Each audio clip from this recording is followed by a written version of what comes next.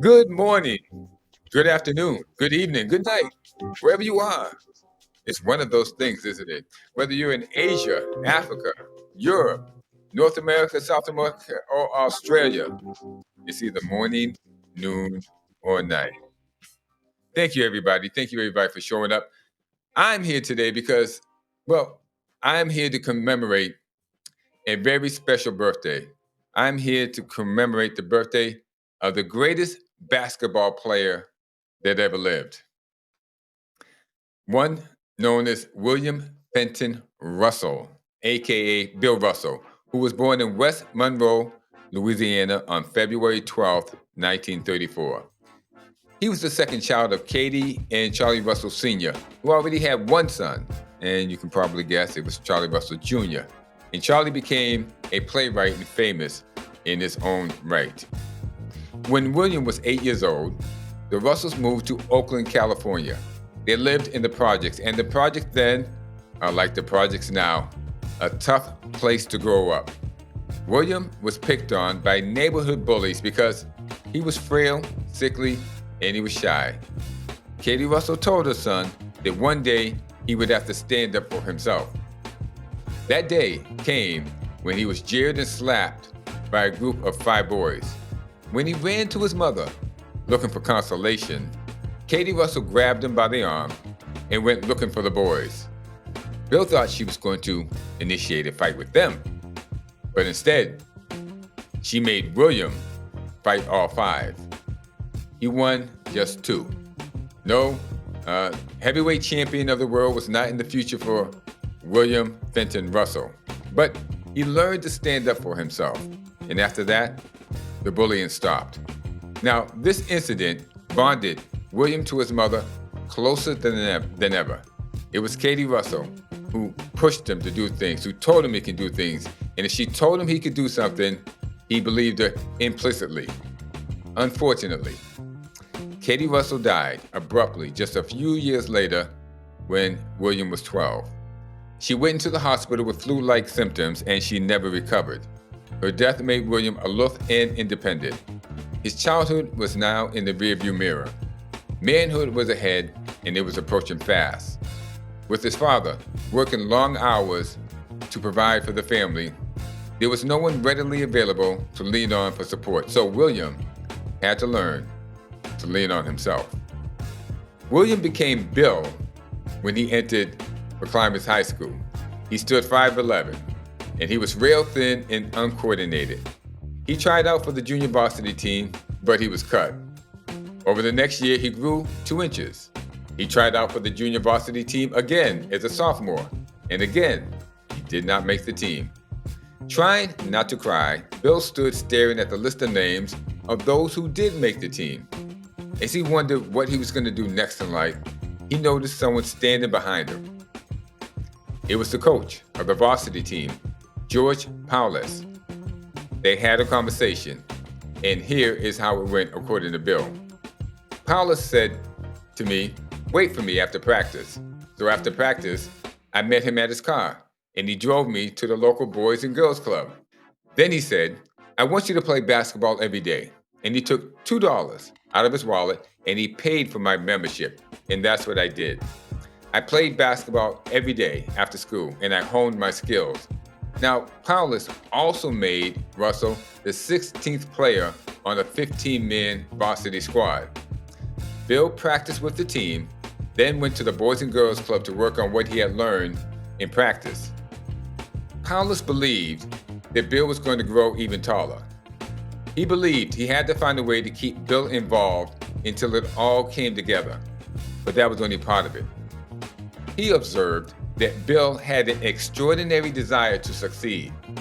This desire was a melding of mental and physical courage combined with a determination to will something into existence.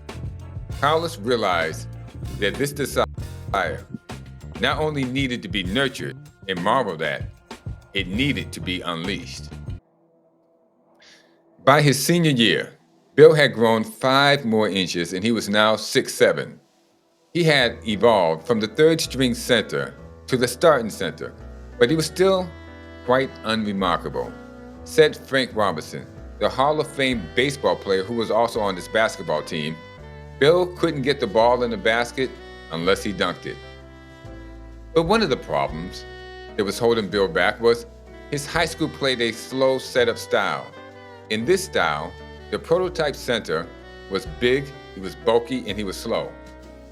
He was a mobile obstacle more than an athlete. On offense, the center sent bruising picks and bullied smaller defenders around the basket to score. On defense, the center's job was to elbow, push, shove, and trip players. Bill did none of these things. He made his presence felt by playing defense and rebounding in an unusual manner. On defense, he used his speed and length to angle scorers away from the basket, block shots, and steal passes. Whereas the rebounding of the day was predicated on flat-footed boxing out and letting the ball come to you, Bill's offensive and defensive rebounding was predicated on anticipation, position, and leaping ability. Now, this baffled college scouts, this skill set that he had. They didn't know what to make of it. He seemed to be playing the game all wrong, not only for a center, but for any position on the court. What they failed to factor into the Russell equation was that Bill was a late bloomer. He was still growing mentally and physically. In addition to basketball, he had also participated in track and field. He excelled in the high jump, the broad jump, the hurdles, and the meters. Track and field allowed him to study the mental makeup of individuals. Basketball gave him the opportunity to study the mental makeup of a team. In addition to his participation in both basketball and track and field, Bill Russell added extra classes to his curriculum that allowed him to graduate in 3.5 years. When Bill graduated from high school, he was only 17 years old. His body and his mind had not yet come together athletically. Because Bill finished high school early, he was eligible to participate on the California's All-Star team. Now, this team constituted young players looking to hone and showcase their skills for college scouts. For 2 months, the squad would tour the Pacific Northwest, riding Greyhound buses and playing against the best high school talent towns along the way had to offer. The tour wound through Idaho, Oregon, Washington, and British Columbia, Canada. Powers pushed for Bill's inclusion, and it was granted. Bill recounted, quote, "Getting to go on that tour was luck. What would happen along the way was magic," end quote. With nothing to do but concentrate completely on basketball, it all began to come together for Bill. Quote, "As the tour went further north into Canada, the roads stretched hundreds of miles between stops. This sometimes gave me 12 straight hours of mental basketball on the Greyhound. The tour was one of those rare times when fantasy and reality are so close together they feed off each other," end quote. Bill Russell developed a habit of studying the moves of others through a mental camera. They recorded everything. With that accomplished, he began to analyze their tendencies. Then he began doing that to the player he was going up against, then to the whole team. Said Bill, quote, "On the Northwest tour, we were playing for fun. An acrobatic block might draw an ooh or an ah, or even a handshake from your teammates. I blocked so many shots that my teammates began referring to them as Russell moves, which pleased me. They were acknowledging that I had a trademark they admired, and this was the first sign that my basketball personality would be built around defense," end quote. In addition, his tour squad played an up-tempo brand of basketball. It gave Bill the freedom to use his running and jumping abilities together. Bill's mental and physical abilities in relation to basketball grew exponentially during the tour. By the time it ended, Bill had found out he was not only good, he was unstoppable. When he returned home from the tour, his father had good news. A college scout by the name of Hal DiGiulio from the University of San Francisco had called a couple of times trying to reach him. DiGiulio had been directed to Russell by Dick Lawless, a USF forward, which is University of San Francisco forward, who had played in a pickup game against Russell.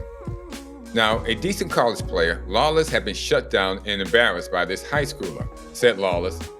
Every time I tried to put the ball up, he slammed it down my throat. Lawless was emphatic that DiGiulio needed to see Russell play. So DiGiulio attended Bill's last game for McClymonds, a game in which Bill scored a career-high 14 points.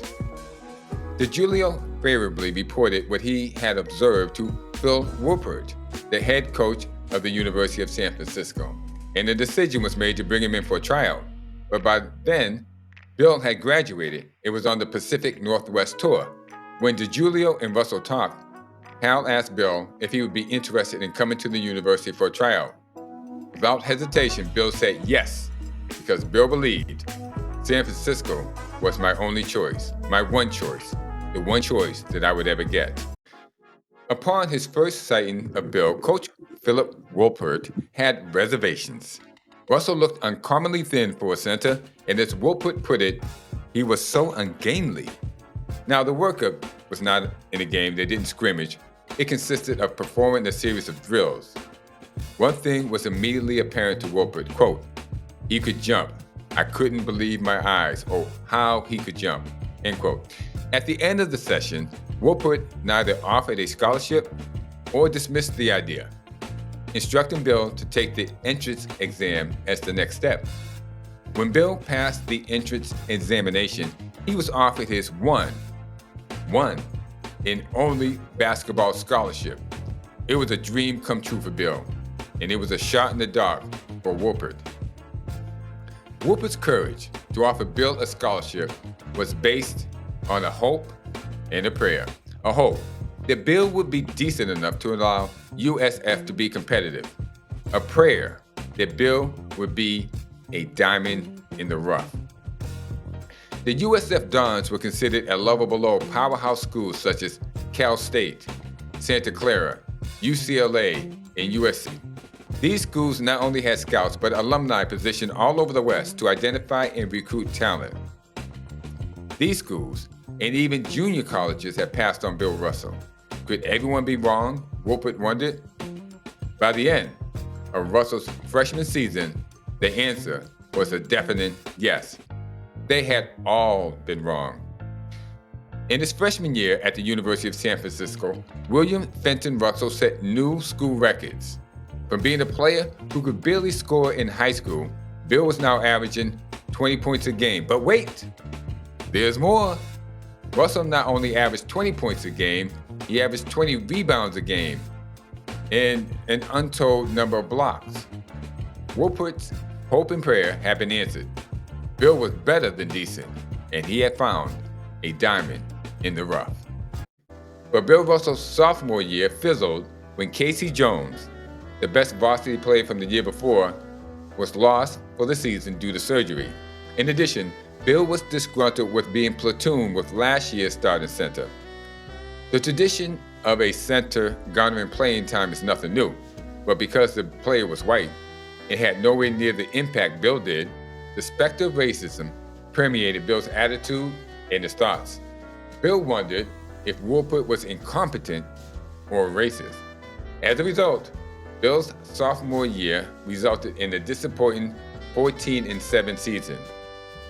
Though Russell was not a jock, he was a diva. He demanded attention and coddling and special handling. He could be uncooperative and uncommunicative if he was not handled properly. Woolpert had experienced a hard-scrabble upbringing. He didn't get coddled, and he wasn't about to coddle any player, thinking it would give Bill a big head. He was also a World War II veteran who believed in weeding out weaknesses. He could see Bill had a special talent, and instead of pampering, he pushed him. Russell was too immature to understand. Woolpert was too indifferent to explain. Both Russell and Woolpert were growing at their craft and as men. The 1954 season would be the coming out party for Bill Russell, Phil Woolpert, and the University of San Francisco Dons.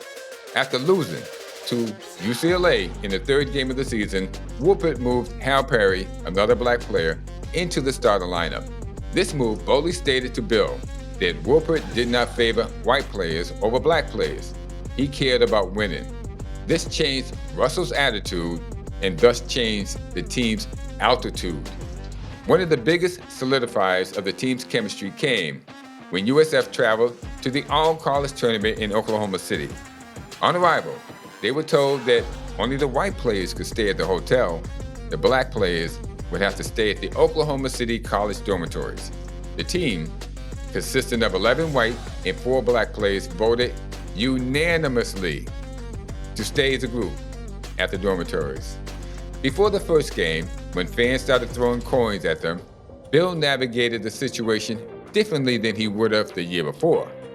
Instead of attributing their actions to racism and becoming surly, Russell joked to Woolpert, "Coach, can you pick up those coins? That's the only money I'm ever gonna make in college." With Bill Russell on board, the team was locked, loaded, and lethal. The unranked University of San Francisco won the tournament, defeating the number 17 ranked Wichita State and the number 8 ranked George Washington in the finals. The University of San Francisco Dons ran the table for the rest of the season, finishing with a record of 23-1. They had not lost a game since that third game of the season against UCLA, whom they had defeated in a rematch. At the end of the season, the Dons were bracketed as the number 1 seed in the West of the NCAA tournament. After 4 wins, they found themselves in the finals with the previous year's winner, the LaSalle University Explorers of Philadelphia. Now, the Explorers were well known with their star Tom Gola, and they had taken last year's NCAA tournament by storm. Actually, they rolled over everybody, and they were favored to win against a little-known team from the West. The consensus was that finally the Dons would be put in their place. But Bill Russell scored 23 points and he collected 25 rebounds to lead the Dons to a 77-63 win. At the end of it all, William Fenton Russell was named the NCAA's tournament's most valuable player of 1954. But wait, there's more. The next season, the University of San Francisco went undefeated for the entire season, including the NCAA tournament. Bill Russell ended his collegiate career winning 55 consecutive games, an NCAA record at the time. Not bad for a guy who was cut from his high school junior varsity team not once, but twice. Not bad for a guy who was the 16th player on the 15-man squad. Not bad for a guy who didn't start a game until he was a senior. Not bad for a guy who was only offered a scholarship by only one college. Let's factor in that Russell was also a collegiate track and field champion during those 4 years at USF, that he could have competed in both the high jump and basketball at the 1956 Olympic Games. Bill chose basketball and won a gold medal, and that team still owns the largest margin of victory in Olympic game history. So 2 national championships, a 55-game winning streak, an Olympic gold medal. We now see what George Powless, Dick Lawless, and Hal DiGiulio saw in Bill Russell before it happened. They saw a winner. And not only a winner, they saw a champion. As the adage goes, champions are born, not made. The Bill Russells of the world don't know how to lose. It's a foreign concept. They can't conceive of it. It's a rare occurrence that only occurs when everything that could go wrong does go wrong. But even then, it's not a guarantee, because champions can often up their play to win, even when everything is going wrong. Before 1956, the Boston Celtics had never won an NBA championship. With Bob Cousy, Jim Luskatop, Ed McCauley, Jack Nichols, and Bill Sharman, They had led the league in scoring the most points per game the year before, but they had also led the league in giving up the most points per game the year before. The head coach, Arnold Red Auerbach, had never seen Bill Russell play, but based upon the breathtaking reports he had received from people who had, knew that Bill Russell was the missing piece, and he had to get him at any cost. So Auerbach made a deal with the St. Louis Hawks, who had the number 2 position in the draft. The Hawks would draft Russell, then trade him to the Celtics for All-Star Ed McCauley and highly rated Cliff Hagan. On the draft day of April 30th, 1956, the Boston Celtics dynasty began. That one move alone, paid instant dividends. The Boston Celtics won the NBA championship that very same year, 1956, winning it against the team who had traded Bill Russell to them, the St. Louis Hawks. The next year, the Celtics went to the finals again, losing only because Bill Russell went down with a severely sprained ankle in Game 3. They went to the finals again the year after that and won. They went to the finals again for 7 more consecutive years, winning 8 finals in a row. In 13 years with Bill Russell, the Boston Celtics went to the NBA Finals 12 times, winning 11 of them. Over those 13 years, the guards on the team changed. The forwards on the team changed. The backup centers on the team changed. But as long as Bill Russell was on that team, the Celtics won championships. If we add up Russell's collegiate, Olympic, and professional years, Bill Russell won 14 championships over 16 years, easily making him the winningest athlete in the history of sports. And now, you know why. Oh, don't you? I've given you all the clues. It's staring you right in the face. Well, if you haven't figured it out, here it is. Bill Russell, William Fenton Russell, was a genius with a capital G. Yes, he had quickness, he had speed, he had superlative reflexes. He was fearless, he was incisive, he was deceptively strong. But the key to Russell's extraordinary and revolutionary defense, and it's weird to say this in reference to sports, was a superior mind. But don't take my word for it. Here is what Red Auerbach had to say. The foundation of Russell's brilliant play, however, is not blocking shots, rebounding, or his other purely physical skills. It is his mind, his intelligence. People think of him as just a big guy with fantastic coordination, but when the game is on, he approaches genius. Bill Russell gauged angles, masses, distances in relation to his speed. He deciphered his opponents and moves and decoded their tendencies as if they were puzzles. He sometimes allowed them to score just so he could take that away from them if the game became tight later on. He practiced psychology on his opponents, what they liked and what they did not like doing on the court, how they responded to certain teammates or the coach. He studied his teammates to analyze their strengths and weaknesses, to understand what motivated them, what gave them courage, and what caused them fear. His thousands of block shots were not demonstrative volleyball slams. They were soft deflections and redirections of shots into the hands of teammates. His ball skills looked like bad passes that were accidentally thrown to him. Are you catching on, ladies and gentlemen? To Bill, the game was more of a mental exercise than a physical one. He controlled his teammates as well as the opponents, all while pretending he was just part of the action. Bill Russell played the game of basketball like a chess game. He knew who the pawns, knights, bishops, rooks, and queens were. He knew who the king was. It was William Fenton Russell. As Jerry West would later describe him, when the national anthem was played, I always found my eyes going to Bill. He did it just right. standing there for the anthem. He was a statue, but there was a grace to him. Even standing still, grace. There's a photo where he is standing at midcourt. His hands are over his hips. He looks very regal, like a king, looking over his fiefdom. He had real presence, and I'll never forget it. End quote. And neither will the world of basketball or athletics. William Fenton Russell, a.k.a. Bill Russell, was indeed one of a kind. Happy birthday to William Fenton Russell, the greatest basketball player. That's right, I said it.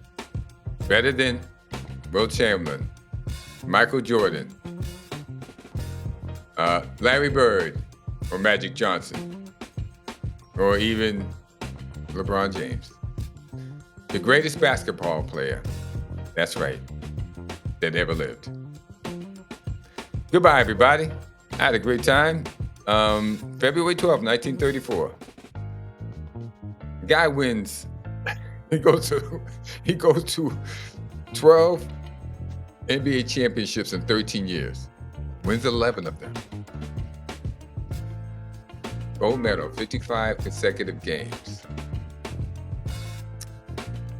Think about it, ladies and gentlemen. Think about it. Happy birthday, Bill Russell.